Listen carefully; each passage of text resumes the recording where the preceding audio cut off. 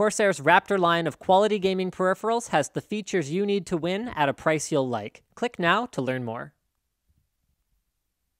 Welcome to my long overdue unboxing of one of the most important SSDs on the market. This is the 840 EVO. It is not the fastest SSD, it's not the cheapest SSD, but what it is the complete package. It's available in pretty much any capacity, 120, 250, 500, 750, and 1 terabyte. They're all reasonably aggressively priced, and because of some unique features that Samsung's implemented, extremely competitive performance-wise in spite of the very middling hardware specs. So that's a bold claim, Linus. Why would you say that? And the answer will come later on in the video after you sit and listen to me talk about other stuff. So first up, hardware specs. They have shrunk the manufacturing process down to, we think, 19 nanometer, but they're calling it 1X class nanometers, which means that prices have come down versus the last generation product. They're still using TLC NAND flash, so that is 3-bit per cell MLC flash, making the data densities higher than what other guys who are using 2-bit per cell MLC, even in their entry-level drives, are using. But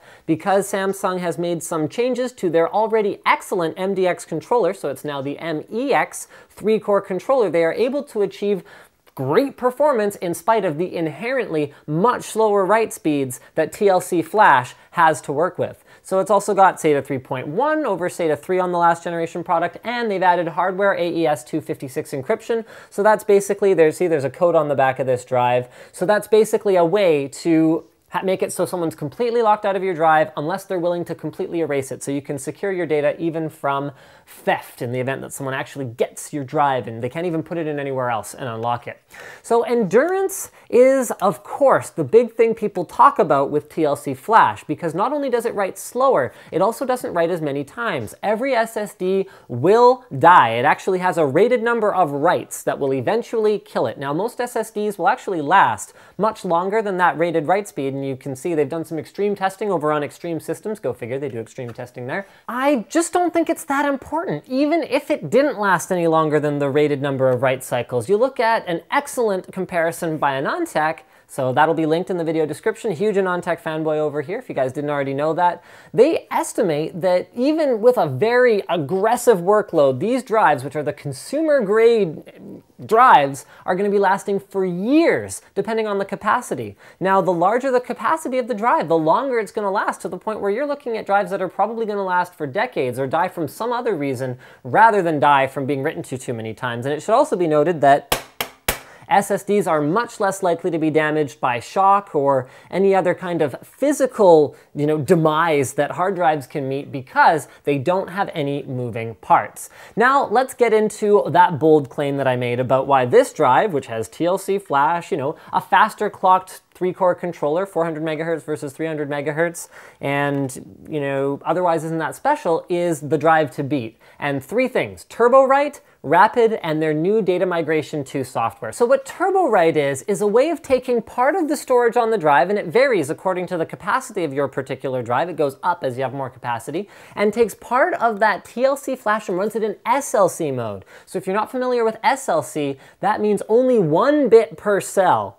All right, so that's even potentially faster than MLC, back when that was the performance and long endurance one, and MLC was the redheaded stepchild, whereas now it's high performance MLC and then TLC as the one that is, perceived as less reliable and slower. So what that means is that when the drive gets written to, it fills up that SLC behaving cache first, then distributes that data to the rest of the drive at its leisure. That means that in real-world terms, the drive is faster unless you're doing a very long, sustained write to it. Now, reads are still fine on TLC flash, so TurboWrite has pretty much no drawback in a day-to-day usage scenario, which is very, very cool. You can enable it using Samsung's SSD Magician software. It's very fast, very low latency, but it does rely, again, on non-continuous use. So again, I'm an AnandTech fanboy, guys, and you can check out their excellent article on TurboWrite, which is linked in the video description as well. Next up is Rapid, which stands for fast. No, actually, it stands for real-time accelerated processing of I/O data. And what Rapid does is it allows you to take a gig of your DRAM, so that is your system memory and use that to cache the SSD. Now this one I'm not quite sure if I feel as completely positive about as I do about TurboWrite, because it caches not only reads but also writes, which means that if your system does lose power in the middle of it caching something into memory, this is not the same as caching to SLC flash, which is still going to be there when the system reboots and the power goes down. Memory is cleared when the power goes out. So it can cause data corruption, but if you're running on a laptop or anything else that has a battery backup, such as a desktop with a UPS, and your system's very stable, I wouldn't worry about it too much. So what it does is it takes up to 1 gig of your system memory and allows it to operate many times faster than even the fastest SSD can, because it is effectively reading and writing out of RAM. It's not the same as a RAM disk implementation because it's all completely automated, unlike RAM disk software, which often requires a lot of manual intervention. The next one up is data migration 2. So what that allows you to do is say, okay, well, I bought this new SSD, but I could only afford a 250 gig SSD.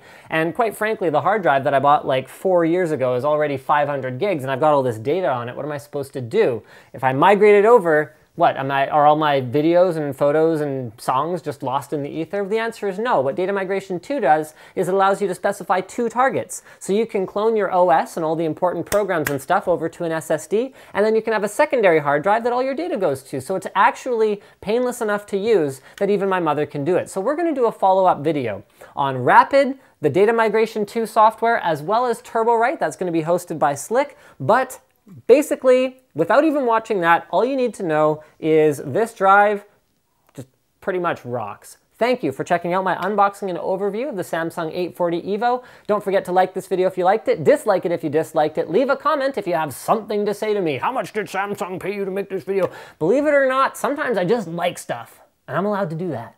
And as always, guys, don't forget to subscribe.